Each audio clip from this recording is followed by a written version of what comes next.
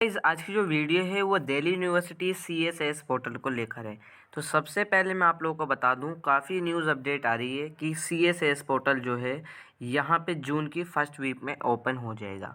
ये यूजी और पीजी दोनों कोर्सेज की मैं यहाँ बात कर रहा हूँ। CSS पोर्टल एक दिल्ली यूनिवर्सिटी का सेपरेट पोर्टल है जहाँ पे आपको जो CUET की जो आपकी एप्लीकेशन नंबर में, दोनों की बात कर रहा हूँ, यूजी और पीजी की, ध्यान से सुन लो। तो CUET यूजी और पीजी की जो आपकी एप्लीकेशन नंबर जो जनरेट होकर आती है आपके पास, वही एप्लीकेशन नंबर आपके CSS पोर्टल पर फिल करनी होती है, जिससे जो आपकी CUET की जितनी डिटेल आपने एकेडमिक डिटेल फिल कर रखी है, या जो आपने CUET के अंदर, जैसे यूजी के अंदर काफ़ी सारे बच्चे पेपर देते हैं, पीजी में आप पेपर दोगे तो सारी डिटेल आपकी ऑटोमेटिकली यहाँ पे CSS पोर्टल पर चली जाएगी। यही होती है चीज़। आपको ये चीज़ भी ध्यान रखनी है। लास्ट में यूजी की बात करूँ तो फ़ोटो और यहाँ पे सिग्नेचर बच्चों के चेंज नहीं हुए थे CSS पोर्टल पर, क्योंकि जो आप CUET के पे उस पर अपलोड करते हो वही CSS पोर्टल में चले जाते हैं। ठीक है, ये चीज़ है। बाकी डॉक्यूमेंट आप लोग करेक्शन कर सकते हो। फॉर एग्जांपल अपनी मार्कशीट लगा सकते हो यहाँ पे CSS पोर्टल पर। ठीक है, मार्कशीट का यहाँ पे विंडो ओपन हो जाएगी, मार्कशीट है आपकी, और काफ़ी सारे डॉक्यूमेंट है, लाइक आपके कैटेगरी सर्टिफिकेट आप लगा सकते हो। अब यहाँ पे सबसे पहले मैं नोटिस की बात कर लेता हूँ। ये नोटिस इससे पहले भी आया था, जिसमें 15 मई तक आप लोगों से कहा गया था कि 15 मई से पहले आप सभी लोग अपने डॉक्यूमेंट रेडी कर लो। अब लेकिन इन्होंने कहा है कि 31 मई से पहले आप सभी लोग अपने डॉक्यूमेंट रेडी कर लो। यहाँ पे देख सकते हो 31/5/2023। डॉक्यूमेंट में क्या क्या चीज़ें हैं मैं आप लोगों को बता देता हूँ। यहाँ पे कुछ ज़्यादा चीज़ नहीं है, आपको यहाँ पे देख लेते हैं हम एक बार। All candidate admission, all candidate seeking admission to undergraduate and post graduate programme of University of Delhi are being informed that the University of Delhi will soon be inviting application for to its undergraduate and postgraduate, जिसे हम CSS portal कहेंगे, आप सभी को पता होगा। Candidate desire to of applying to undergraduate and post graduate programme of university of Delhi under any category, अगर आप किसी कैटेगरी से बिलोंग करते हो, SC ST OBC EWS minority, only in UG, ठीक है, और यहाँ पे CW और कश्मीरी माइग्रेंट, तो आप सभी लोगों को अपने डॉक्यूमेंट रेडी करने हैं। अब ये चीज़ आपको ध्यान में रखनी है। यहाँ पे मैं डॉक्यूमेंट में आप लोगों को बता दूं, अगर आप यहाँ पे OBC कैटेगरी से बिलोंग करते हो, OBC नॉन क्रीमी लेयर, ठीक है, क्रीमी लेयर से बिलोंग करते हो, तो आप लोगों को यहाँ पे रिजर्वेशन नहीं देखने को मिलता, OBC नॉन NCL वालों को मिलता है। आपको ये चीज़ ध्यान रखनी है। आपको जो OBC का सर्टिफिकेट है वो रिन्यू होना चाहिए 31 मार्च 2023 के बाद।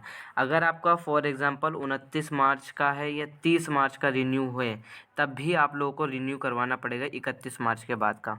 ठीक है, और यहाँ पे इन्होंने ये चीज़ लिख रखी है। और बाकी एक और चीज़ है, यहाँ पे OBC सर्टिफिकेट है या आपके जो डॉक्यूमेंट है वो सेंट्रल गवर्नमेंट का इशू होना चाहिए।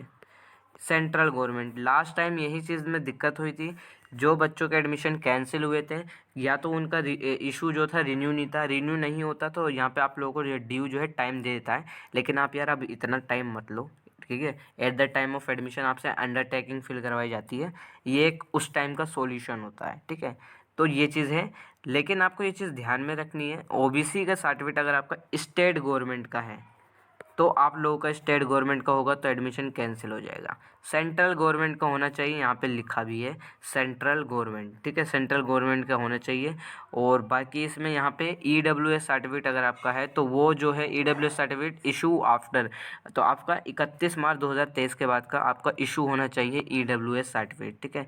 बाकी यहाँ पे रिजर्वेशन में अगर आपको स्पोर्ट्स कैटेगरी की बात करूँ और EWS है ना, तो यहाँ पे रिजर्वेशन यहाँ पे इनका 2.5% है। लास्ट टाइम जो था यहाँ पे मैं बता दूँ 2.5%, ठीक है। लास्ट टाइम जो था यहाँ पे SC कैटेगरी, और सॉरी स्पोर्ट्स कैटेगरी की मैं बात करूँ तो 5% था, लेकिन इस साल घटा दिया है, इस साल 2.5% कर दिया है अकॉर्डिंग टू UGC की जो गाइडलाइंस आई हैं, ठीक है।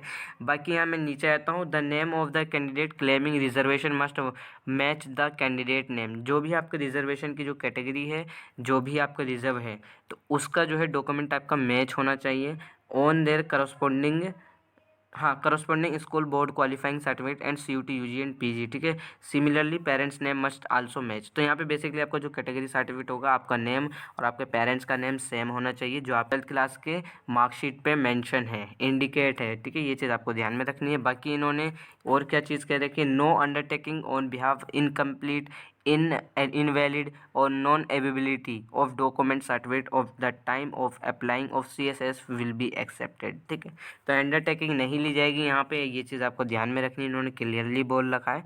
ठीक है, तो आप लोग अपने डॉक्यूमेंट रेडी कर सकते हो। और बाकी यही एक छोटी सी अपडेट है, जून में अगर पोर्टल ओपन होता है CSS पोर्टल, अभी भी अगर आपका नहीं बना है तो ज़्यादा डरो मत, बनवा सकते हो। जून में यहाँ पे एडमिशन पोर्टल ओपन हो जाएगा CSS ये। ठीक है, और ये कम से कम पूरा 1 महीना चलेगा, जून की लास्ट तक आप मान सकते हो। ठीक है, तो अभी आप लोगों के पास टाइम है, तो अभी आप लोग बनवा सकते हो। और ये चीज़ बस ये खाली DU के लिए है, BHU का भी जल्दी पोर्टल आ जाएगा, और इसी के साथ JNU का भी पोर्टल आ जाएगा। CUT के रिजल्ट के बाद JNU का पोर्टल आएगा। ठीक है, ये चीज़ आपको ध्यान में रखनी है। बाकी यही छोटी सी अपडेट थी, और अगर आपकी कोई क्वेरी है तो आप मुझसे इंस्टाग्राम पर पूछ सकते हो। इंस्टा ID का लिंक मैंने डिस्क्रिप्शन में दे